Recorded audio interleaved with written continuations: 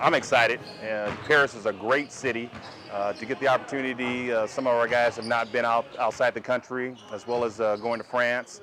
And I'm looking forward to it. And I think the team is, as well as the coaching staff. You know, I've never been out of the country before. This is my first time on the West Coast. I haven't really traveled much, so seeing new places is a real big difference for me. I lived in Switzerland, so I think it'd definitely be cool to go back to Europe. I definitely loved it back there.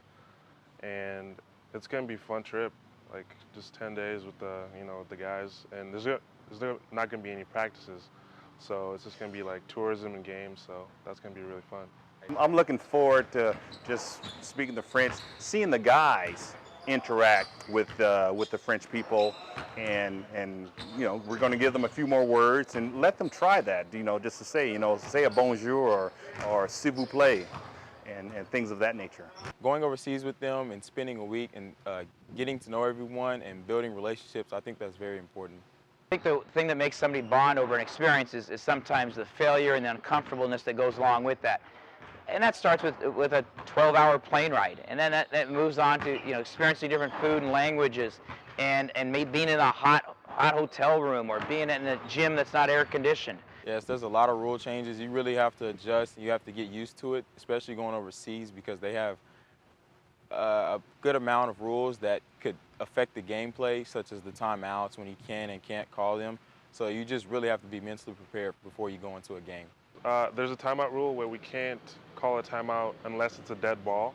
So we can't, for example, if the point guard is dribbling and he crosses half court, we can't take a timeout. Or if he's being trapped, we can't take a timeout unless it's dead ball and the ball has not been put into play yet. We're really fortunate to have this experience because of the shot clock. The international shot clock is at 24 seconds.